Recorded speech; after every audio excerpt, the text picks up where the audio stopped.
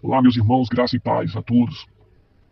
No último dia 26 de dezembro de 2024, graças ao trabalho que o Davi vem fazendo, não só o Davi, mas como a Flávia, o Ricardo e outros irmãos aí que estiveram na Universal, nós tomamos a decisão de sair fora desse engano, né, que a Universal é. E com o intuito de ajudar a esse trabalho, né, eu quero aqui relatar um pouco do que a gente viveu durante esses anos na Universal, né? Foram muitas coisas que nós passamos, que nós presenciamos, né? Para começar, eu cheguei na Universal em meados de 2006, né? Onde os bancos ainda eram de madeira, né? E, e ali nós começamos na Universal, começamos a conhecer mais ou menos o trabalho de como funciona, né? Eu lembro que eu comecei como cabeça de tribo, auxiliar de tribo, cabeça de tribo, e logo cheguei a colaborador, né, na época do Romualdo Panseiro, que era bispo da Universal. E ali nós éramos muito cobrados, né?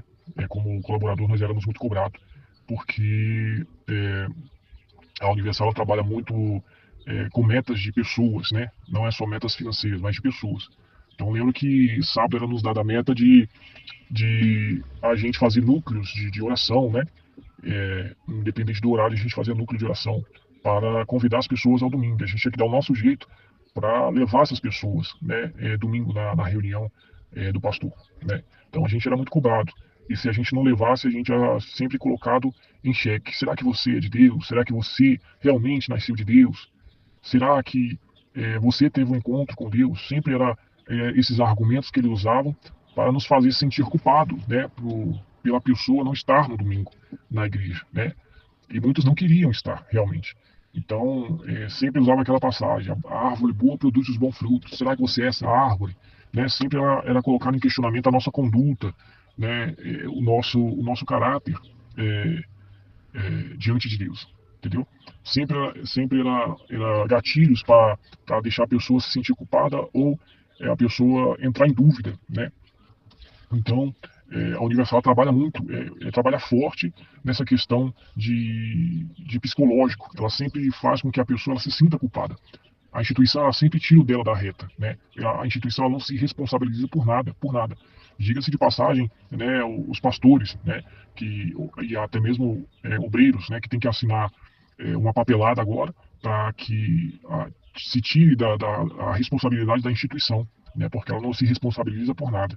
Então, a instituição ela trabalha muito no psicológico, né? E se a pessoa não tiver cuidado, a pessoa acaba entrando em crises emocionais, acaba tendo crise de ansiedade, e tudo por conta de situações que é criada pela instituição, né? Eles trabalham muito, muito bem, o trabalho é muito bem arquitetado, né, para se manter a instituição do Edir Macedo. Então, passei por esse período, né? Logo fui levantado obreiro em meados de 2014, 2015, fui levantado obreiro na Bahia, onde não tinha igreja, e nós lá fomos fazer o núcleo e logo esse núcleo virou igreja, né? E hoje tem uma igreja onde nós moramos na Bahia. E nós viemos ter experiências com alguns pastores não muito agradáveis, né? Eu lembro que minha esposa começou a trabalhar, quando nós retornamos a São Paulo, trabalhar numa loja de acessórios, né, para celular, e lá nós viemos saber que essa loja era do pastor que ali estava pregando naquela igreja ao qual nós estávamos. E os próprios familiares vieram entregar esse pastor, né, deram com a língua nos dentes e acabou entregando esse pastor, né. E nós tivemos que repassar essa informação para a direção da Universal. Nós tivemos que ficar de frente com o regional, com o pastor local, tivemos que ficar de frente com o pastor do bloco, ficamos de frente com uma sala cheia de pastores. E ali a gente era interrogado a todo momento, né, a todo momento. Nós tínhamos que falar como é que a gente ficou sabendo quais eram as provas, né, que a gente tinha, né, tanto é que a igreja mandou investigadores para vigiar esse pastor, vigiar os movimentos, né, dele, saber se realmente a loja era dele. Então, a gente, o que a gente tinha em mãos, a gente passou para eles, né? O que a gente tinha, a gente passou para eles. E supostamente, né, a gente achando que estava protegendo a obra, né? Protegendo a suposta obra de Deus, né? Mas depois que isso aconteceu, né? o caso chegou no Adilson Silva, né, que é o bispo responsável pelo Brasil, e aí o Adilson acabou tirando esse pastor aí da obra, porque foi puxado o extrato lá, tinha o valor que a loja foi pago de R$ 60.000. Agora eu pergunto a você, como é que esse pastor conseguiu esse valor, né, de R$ 60.000, né? Como é que ele mantinha toda a sua família? Porque nós viemos saber que ele também pagava apartamento, pagava a compra do mês, pagava água, luz de alguns familiares. Como é que ele mantinha isso? Porque o pastor da Universal sempre pode falar aí, fala no altar, né, da igreja, que ele vive de ajuda de custo, ele não tem salário, ele não tem vida, né? Sempre aquela história triste. Mas olha aí para você ver, né? Então, nós pegamos, acabamos nos deparando com uma situação dessa, né? E eu lembro também que numa reunião de domingo, estava eu e mais 3 obreiros na porta da igreja, a gente estava conversando e acho que estava na hora da busca, e chegou um rapaz, todo alterado, né? Todo alterado na igreja e tal. O rapaz chegou gritando, falando palavrões, falando assim, até palavras de racismo, né? Cadê aquele macaco, aquele preto? E ele estava se referindo ao auxiliar que tinha na igreja, né? O auxiliar, é, antes dele entrar na obra, né, de pastor, ele entrou devendo esse rapaz, entrou devendo R$ 25.000, né? Agora eu pergunto a vocês, né, como é que esse pastor entrou na obra, esse auxiliar entrou na obra? Porque a gente recebe uma orientação falando que não entra candidato, né, a pastor devendo nada, né? Para você se tornar um pastor, você não pode dever nada. Você não pode estar com o nome sujo. Então pergunto a você, como é que esse cara entrou na obra? Como é que ele entrou lá devendo R$ 25.000? Se a gente não tivesse na porta, esse rapaz, né, que esse auxiliar estava devendo, ele ia bater esse auxiliar lá dentro da igreja. Ele ia bater lá no auxiliar dentro da igreja. Foi a gente que segurou esse rapaz, porque senão a coisa ia ser feia, ia ser pior, né? Ia ser vergonhoso, né? Então a gente presenciou algumas situações muito desagradáveis, né? De quem bate no peito que é homem de Deus, mas está ali em cima do altar enganando as pessoas, e as pessoas não se atentam para isso. As pessoas não se atentam para isso. E e eu lembro de casos de auxiliar se envolvendo com um candidato à esposa, né? Eu lembro de casos de pastor, quando nós estávamos na Bahia, o pastor que estava na cidade próxima onde a gente morava, ficava trancado, se prostituindo dentro da igreja, com a membro, e abriu a igreja uma vez na semana, né? Tanto é que, nessa época, o bispo, né, responsável, pediu para fechar a igreja porque não estava entrando na verba para eles manter a igreja aberta. Então, mandou fechar. E aí a gente acabou pegando esse tipo de experiência que a gente mostra que há inúmeras corrupção dentro da instituição, né?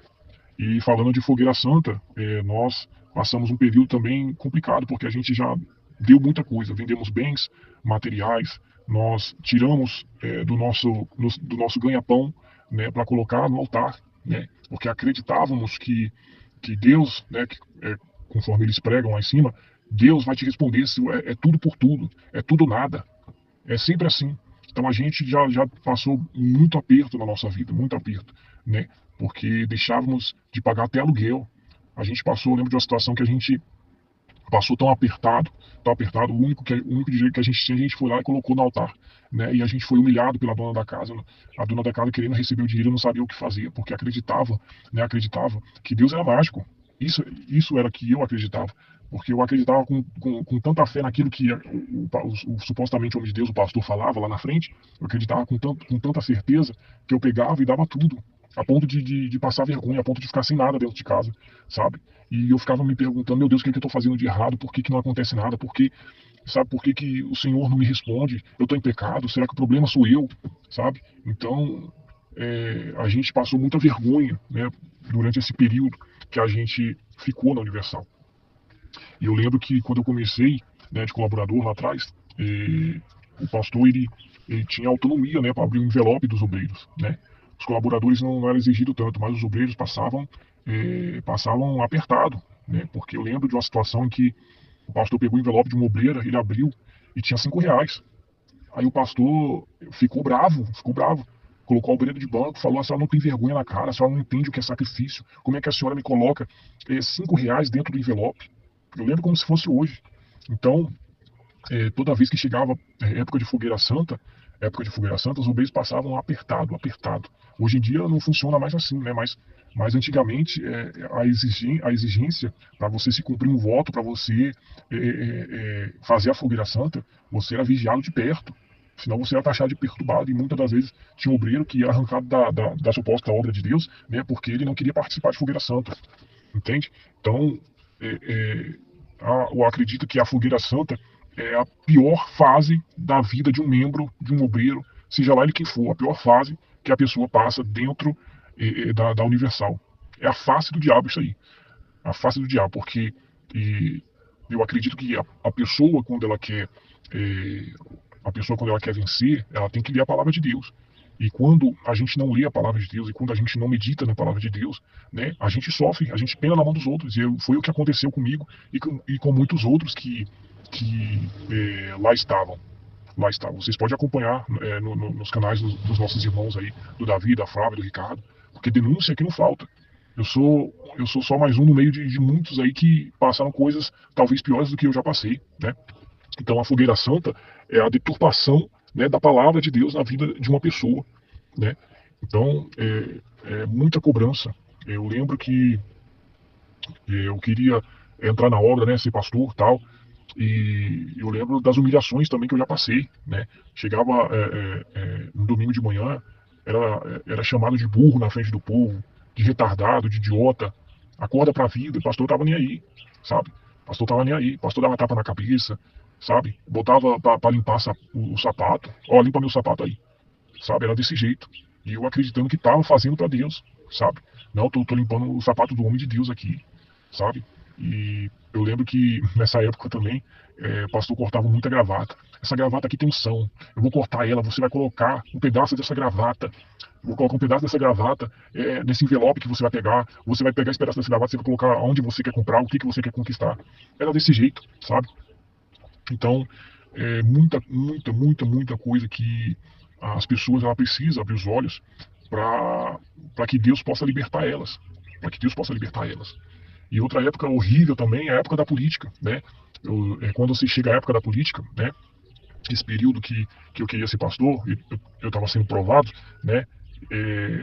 Eu lembro que quando se tratava de política, se dava um caderninho, né?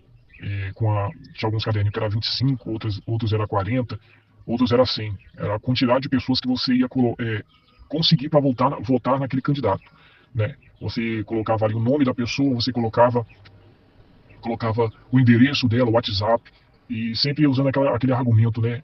A gente vai colocar o seu nome, seu endereço, colocar seu nome para a gente orar. Então, quando chegava próximo dia de votação, aí mandava mensagem para as pessoas, cobrando, ó, voto no nosso candidato, ó, e toda vez que tinha reunião, né, com os grupos, né, porque essa responsabilidade era sempre para os grupos, é, eu tinha que recolher os celulares, colocar dentro de um cesto, e ali só era devolvido ao final dessa reunião. Né? Só era devolvido ao final dessa reunião os celulares das pessoas. Então, você vê que a Universal ela trabalha de forma minuciosa. O Edir Macedo é um cara que, para manter o seu império, para manter o seu bem-estar, né, o bem-estar dos seus e da sua família, ele é capaz de qualquer coisa. É um cara extremamente arrogante. Um cara extremamente arrogante. Entendeu? Então, na Universal, os que estão acima é tratado como deuses, né? Você vê que as pessoas, elas idolatram. Ó, o bispo fulano vai vir aí. Ó, o pastor regional não sei de onde vai vir aí. Sabe? É uma idolatria que é fora do comum. Se eu falar para você com todo respeito aos católicos, não tem diferença nenhuma. Não tem diferença nenhuma. Não tem diferença nenhuma, sabe? Tanto é que hoje a gente hoje sofre consequências, né, da nossa saída da Universal. Alguns familiares deixaram de falar com a gente, bloquearam, excluíram nosso contato. Alguns membros já não. Membros que a gente já ajudou, já não fala com a gente, entende? Então, os caras trabalham forte na cabeça das pessoas. Tanto é que quando a pessoa ela já é orientada, sabe? Eu não culpo essas pessoas, porque nós fomos um dia orientados assim. Ó, saiu é porque perdeu a visão, é porque perdeu a fé, é porque não é de Deus, não nasceu de Deus. Quem é nascido de Deus permanece. Tá entendendo? Esse é o argumento deles. Se falar mal da igreja, Se saiu da igreja, você tem que bloquear, excluir, se afastar. É assim que a Universal ela trabalha. E eu gostaria de fazer um apelo, né, a você que ainda é obreiro, você que ainda está lá na Universal, você que ainda permanece nessa instituição, saia fora, saia fora. Porque a partir do momento que você sair, a partir do momento que você sair, você vai ver uma mudança de vida na sua vida, nos seus caminhos. Porque quando eu saí, muita coisa destravou na minha vida.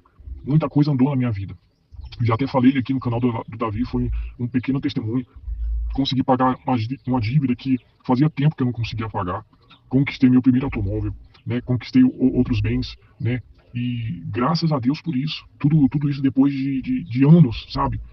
Dando dinheiro na igreja, sabe? Cumprindo ritos que não funcionam, porque Deus não trabalha dessa maneira, né? Deus não trabalha dessa maneira. Então você que é obreiro, você que é um pastor, que acompanha o canal do Davi, da Flávia, ou dos demais aí, do Ricardo, saia fora dessa instituição.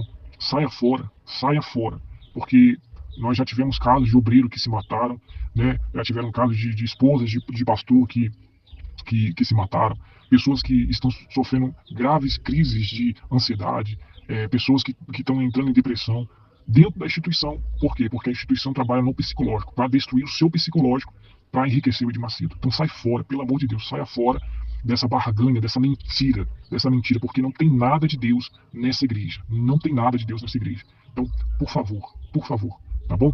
Ouça o que os relatos, ouça o que o Davi fala, o que as pessoas falam, né? Que a Flávia fala, que o Ricardo fala, as denúncias, acompanhe. Não demore a tomar a decisão, não, porque enquanto você demorar a tomar a decisão de mudar, de sair de lá, você vai estar atrasando a sua vida, tá bom? Que Deus abençoe a todos.